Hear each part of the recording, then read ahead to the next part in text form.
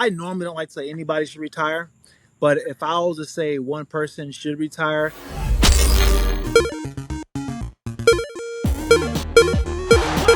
Evans is the new UFC heavyweight champion.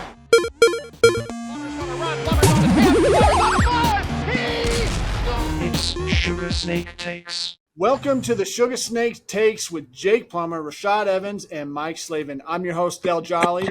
We're all part of UMBO, a functional mushroom company, and we've decided to come together to share meaningful stories to get you thinking, stories about sports, the future of athletic performance, and pretty much anything we want to talk about. As you know, we do a theme, we do some trivia, and we do some questions from the audience, and we will adjust accordingly as it flows and as we see fit. But welcome, guys. How y'all doing? What's new? What's shaking? I'm good. I'm back in South Florida, enjoying the beautiful weather. It's not raining. It's been a pretty rainy early part of the summer, but it's kind of great for South Florida because it's usually scorching around this time. How's that beard feel in South Florida with the humidity, Rashad? Looking good. I'm feeling it. I feel like I might need to cut it, man. I'll trim it up a little bit. We've been getting a ton of rain out here as well. It's been super unusual, but I had to try to, last couple of weeks, the setup has been rather barren in here. So I got a little snowboard and propped up the Umbo tinctures on there as well. So we can, add a little spice. But yeah, I'm excited to be here with you guys. Some shameless self-promotion there. I love it. That's right. Jake, you just got back from Idaho, and it has been raining here in Colorado a ton. You didn't flood out with that creek going through your property? Close. It was close. It's cruising by right now. I drove back from Coeur d'Alene to Boulder, and first thing I did, unloaded a few things and down in the creek, rejoined the waters, man. It was really nice. So nice to be home and excited to throw down some Sugar Snake Takes. Right on. Well, let's get into it. Let's kind of present the theme, and then we'll let the two of you guys kind of take it from there. But Mike and I were kind of chatting, and just recently, Rashad, Jake, I don't know if you know this, but Amanda Nunes, who is just a dynamic UFC fighter, just reigning queen of all the belts, all the things, she has recently retired. And it made us think about retirement. And, you guys both are obviously retired from your sport and wanting to kind of dive in about what is the best piece of advice that you got when you retired. So kind of thinking about your careers and what it was like, that transition, chatting about that a little bit, but also the fact of, what piece of advice did you get? Did someone give you a piece of advice? And then we'll even kind of step into advice that you might want to give to those who are looking to retire. So, Sugar, let's start with you. Let's get your take on kind of being a veteran and retiring and in that transition. Yeah, retiring for me was a huge transition. It was one that took me a while to kind of get used to because my whole year was pretty much marked by how many times I was going to fight a year. I can pretty much plan my whole year out based around how many times I was going to fight in a year. And it kind of made the time pass by, but it really made it so that I was really constructive for a large part of the time. And with the transition from not having those fights, I had to then manage my time different. And not only that, there's a certain feel that goes along with the whole entire fighting. It was always a spiritual process for me because, I would always start off with some kind of situation in the beginning of the camp, and I'll find my way to work through it, and then I'll find my way to work through it and, have a great fight and do everything I trained to do in the fight. And, and I was able to grow. It was a huge growing way for me to grow. So without having those milestones to pretty much, I guess mark my growth, I was kind of in that space where I was like, all right, I don't really know what I should do. So I would say to somebody who's making that transition is welcome that change, welcome that feeling of just being out of sorts for a bit, because the truth of the matter is it's okay to have that. It's okay to take some time to figure yourself out and figure out what you want to do next. When you're an athlete and a high level athlete, you're always going from one thing to the next thing to the next thing, and there's really not a lot of time in between for you to kind of sit back and just kind of really take inventory of what's going on in your life. And with a transition, and especially with the transition from going to career, it offers you that time to kind of take some inventory and kind of decide on what you want to do with your life, and what you want to keep and what you want to get rid of. But at the end of the day, be patient with yourself. That's what I would say. Be patient. Yeah, that's good advice. Maybe a more bold question about current UFC folks. Who do you think should retire? Is there anybody who's fighting right now who you think like, yo, you should hang it up? Maybe, hey, you've proven it or whatnot. But I know that's kind of a tough question to pose to you. But you got one? If I was, I normally don't like to say anybody should retire, but if I was to say one person should retire, and not because of anything that they're showing like a lack of skill, but just, I mean, of there's really nothing left to prove. I feel like John Jones is one of those athletes who could definitely retire. I would love to see him fight a couple more times, but the truth of the matter is, he's got something perfect going on. You know what I'm saying? I wouldn't want him to ruin that and mess around and lose or have a fight that kind of blemishes that goal that he set up. I mean, he's had a phenomenal career, but I typically don't like to tell people that they should retire. It's a thing that it's a personal thing, and it's a personal thing that takes a lot of coming to on an individual basis before they're ready to hear it. Yeah, that's cool. Snake, look, when you, I remember when you retired, if I remember correctly, you came to the press conference in your handball outfit and you said, yo, I'm out. And then you dipped and went and played handball, which is Yeah. totally your style.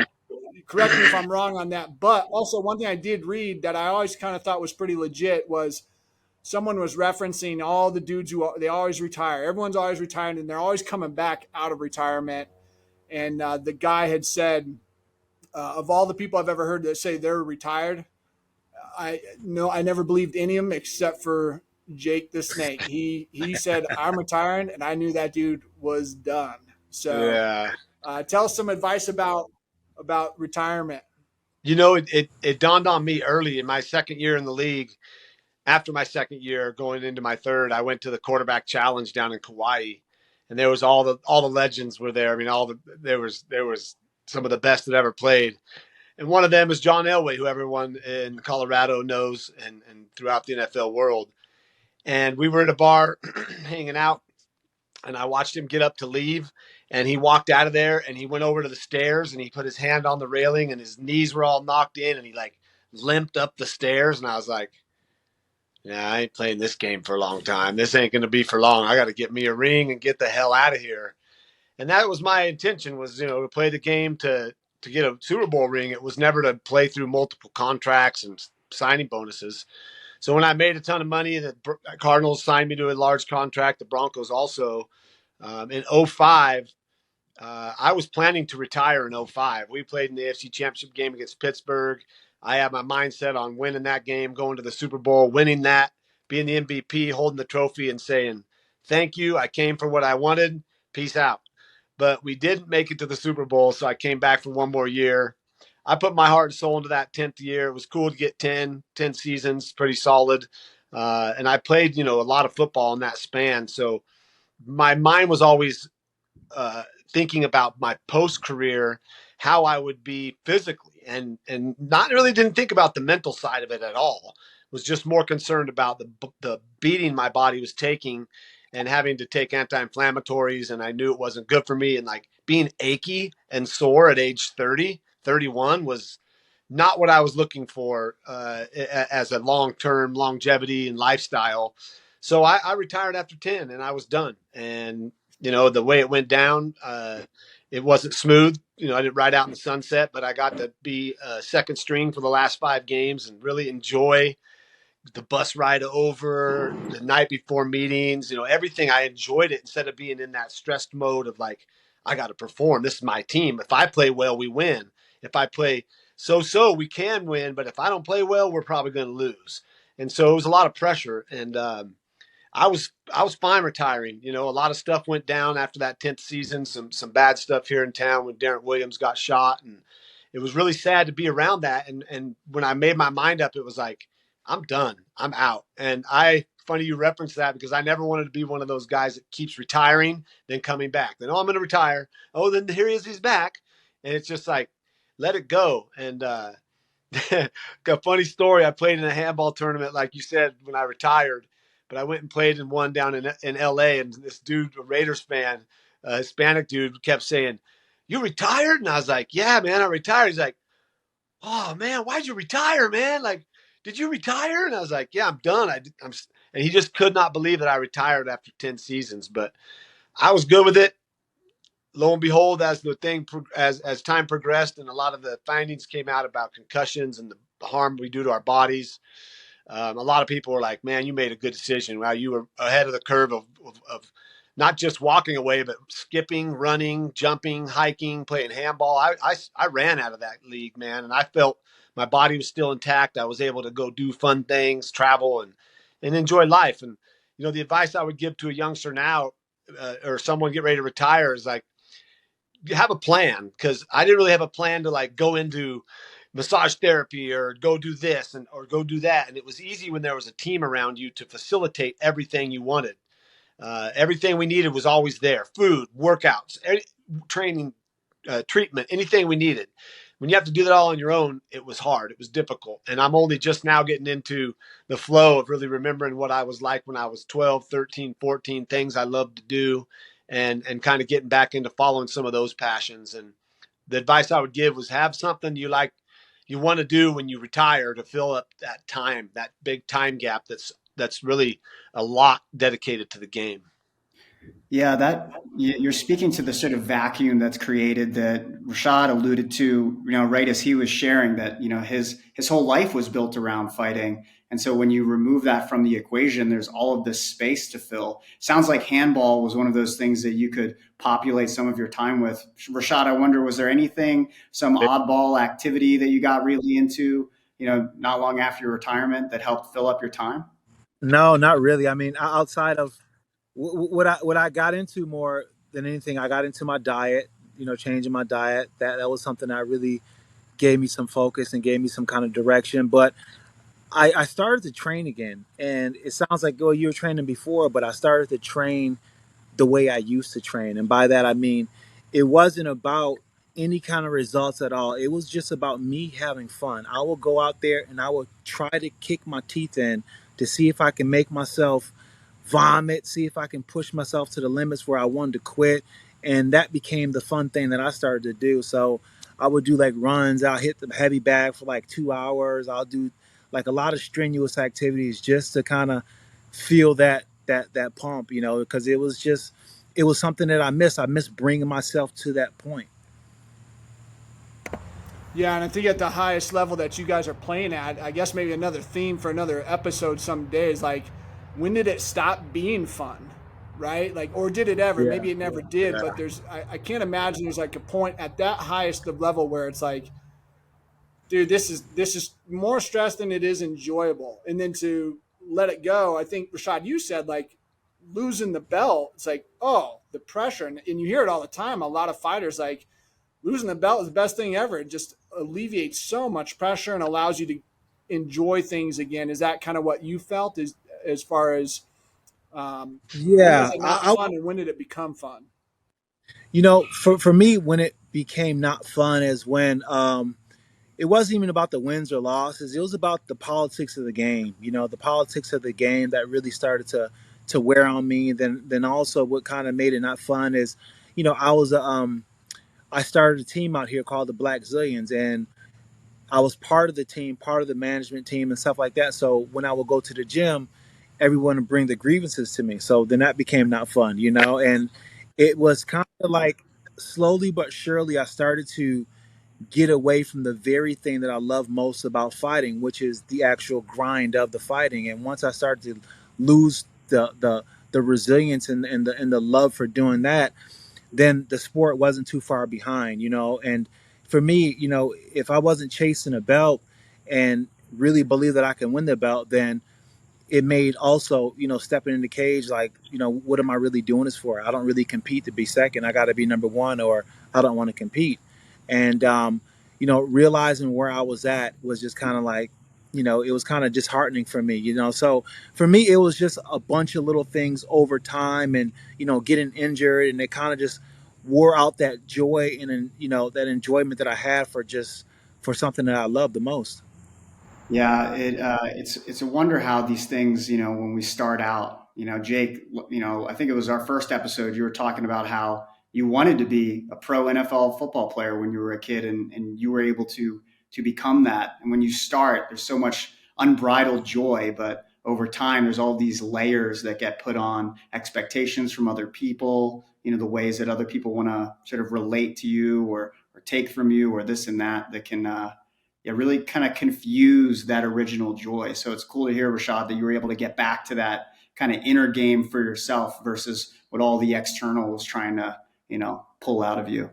And with that said, guys, I think it's time for a little friendly competition for our third Sugar Snake Showdown. Okay, we're going to do it a little differently this time. We're working out the kinks as we get into this. We're figuring out what the best way is to move forward. But I got some questions for you guys, and we'll get your answers. And whoever gets the most points wins. So this is how we're going to do it this time. I have a question for each of you, and you actually are going to have 3 tries to answer the question. The first chance, you get 100 points. So if you're one and done, you're getting the maximum points possible. Your second chance, you have 50 points. Your third chance is 25. You don't get a fourth chance because obviously that would just be the answer that's remaining. And the last question is a bonus question that you all get a chance to answer to pick up an additional 50 points at the end. So let's get this started. And the first question that I have is for Jake. Speaking of retirement, which quarterback famously retired 3 times? Is it A, Brett Favre, B, Tom Brady, C, John Elway, or D, Joe Montana?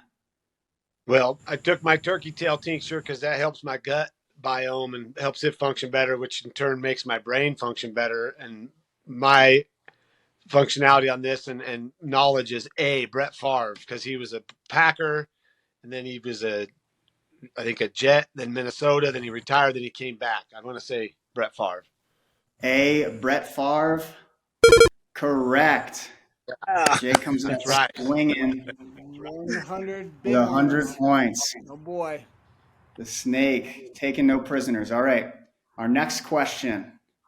This one's for Dell, which might be a hard one. What's my favorite Instead color? of a traditional speech, this all-time great penned a poem titled Dear Basketball, which was later animated and won an Academy Award. Is it A, Michael Jordan, B, Kobe Bryant, C, Wilt Chamberlain, or D, Magic Johnson? I'm going to go with A, Michael Jordan. A, Michael Jordan. Jake's always shaking his head, man. Rashad knows too. When are we going to do favorite That is color? incorrect.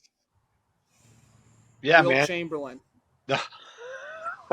Wilt C. Wilt Chamberlain. That is incorrect. Dear basketball. Dell, you got one more chance here. I'm just so disappointed in myself because I'm looking at Rashad shaking his head in just disgust. I'm going to go with Kobe Bryant. B, Kobe Bryant. Job, Dell. Dell gets those 25 points. All right. On to the next one. This one is for you, Suga. All right. Let's go, Sugar. What is significant about Rocky Marciano's professional boxing record? Is it A, all knockouts, B, lost every title fight, C, undefeated, or D, never fought outside the U.S.? C, undefeated. Boom, 100 points. Dang. I would have got that one. Do you happen to know what his record was, Rashad? Was it 50-0 or something like that, or 49-0? Very close. Oh man, get a bonus point for if you got that right. Seriously. Yeah. All right. Well, here's our last. This is our bonus question. Right now, we're tied at 100 points between Suga and the Snake. Dell, you've got those 25. So our bonus question here: who said it? Today, I consider myself the luckiest man on the face of the earth. I might have been given a bad break, but I've got an awful lot to live for. Rashad, you have a guess for us? I'm going to say Daryl Strawberry. Yes. Yes. That's who it is. I love it. Who is Daryl Strawberry? Who is Daryl Ah, No Strawberry? sports trivia. Like, we're apparently not running a sports podcast thing here. That's for sure. Between me, you, and you don't bro. know who Daryl Him and Strawberry Doc is? Good. You got to look up Daryl I don't know Strawberry and Daryl. Doc No. Good. Dude, he's the Yeah. best. You're gonna want to What? look up some Daryl Ballers. Strawberry speeches. We'll have some Daryl Strawberry trivia for next week, hopefully. So that is incorrect. It wasn't Daryl. Nice swing, Jake. The person that said this is Mickey Mantle. That is incorrect. Oh, Dell. yes. Here we go, dude. Give me my points for Lou Gehrig. Lou Gehrig. Oh Yeah, that was a man, Lou bad Gehrig, guess. because he got the Lou Gehrig disease. Yes. Yep. I, Yep. I, Yeah. I did. I just Oh, didn't. man. I'm not. Yeah. Damn. Wow, Too much Snake, I rose thought noise you had today. it, dude. I thought for sure. The bonus question was worth 50 points. That puts Dell at 75. Still in Yes. third place to a tie for first. Suga and Snake both sharing the Are we the gonna gold end? medal. Are we gonna end on a tie though? We're gonna end on a tie. This is what we're doing. We're gonna end on a tie, huh? There's no Probably winners. should. Tiebreaker. You guys want to do a tiebreaker? I mean, I feel it's only right. Yeah. Let's see. We were hoping to have a tiebreaker between Rashad and Jake, but due to technical difficulties, or maybe he couldn't handle the pressure, we're not sure. We're going to have to declare Rashad this week's victor of the Suga Showdown, Yeah, early taking home that retirement. gold medal. And great job, Rashad. And now we got to transition into the community Q&A. So this portion of Suga Snake Takes is really for the community, for you guys to ask questions. And we'll send you free Umbo products when we use your question. And you can ask your questions by DMing us at GetUmbo, or you can just look out for, on Jake and Rashad's social media. We'll be asking regularly for your questions. So this week's question is from the Carlisle podcast and related to sort of endings and the grief that might come with retirement, although not specifically around retirement. The question is, how do you deal with the process of grief or regret? Let me take that first. For me, getting around regret or grief has always been about me just accepting it, accepting whatever the situation is, and accepting it in its rawest form, not cookie cutting it, not kind of sugarcoating it a little bit, not trying to soften the blow, but really just kind of staring into the part of whatever the situation is that hurt me until I start to gain perspective over it. But here's the thing about it: you have to go through that pain. You can delay the pain and you can try not to deal with it, but at the end of the day, it will come back and it will manifest in different forms. So you have to meet it head on. And when you're able to meet it head on and you're able to, for one, which is the most important thing, is forgive yourself. It's the easiest thing in the world to forgive somebody else. Well, maybe not the easiest thing in the world, but it's a lot easier to forgive other people than it is yourself. But you got to be able to stare it in the face and you got to be able to forgive yourself. Love it. Del, what insight do you have for us on this question? Yeah, beautiful response, Rashad. And I love these more in-depth questions. This is a great one. Yeah, man, I think that grief and regret are lessons, and this divine knowing of the universe, of everything being right and true. It's kind of the saying of like, um, be careful what you wish for, because you might get it, that kind of stuff. And the idea behind some of the challenges that we face in grief or regrets of things that didn't happen, it may be a catalyst to putting you where you are right now or where you're going. And it might be challenging to think about that during the middle of grief or during the middle of regret. But I'm a big believer in a divine knowledge of everything is in its right place at the right time, whether it's death or failure or whatever that might be. It's all divinely inspired. So that's what I'd say about grief and regret. Yeah, and Dell, that feels like what you shared at the end there really ties in nicely with Rashad's sentiment of acceptance and not fighting against reality, that everything is in its place. Beautiful. I think this is something that everyone has to deal with, whether it's related to retirement or, you lose someone in your life. Grief is just, it's going to be a part of your life no matter what. So appreciate your wisdom, guys. Del, do you have anything else to share to take us home? No, just good to see Soul Baby. Hey, Soul, So, how are you? say hi. Hey, He's Soul. He'll be on our next episode when we're talking about newcomers and the up and coming generation. Yeah. He's trying to tell you about a cat. Yeah. When can we come over? Oh, there's easy. Well, we're so grateful for the next generation here and for the retired folks to spend time with their babies. And we'll get Snake's Take here soon, but another good episode. And appreciate you, Rashad. Appreciate you, Mike, and appreciate you, Jake. Talk to you No soon. problem. See you later, Mike, Dell, and Jake. See you soon. Mm-hmm. See you guys.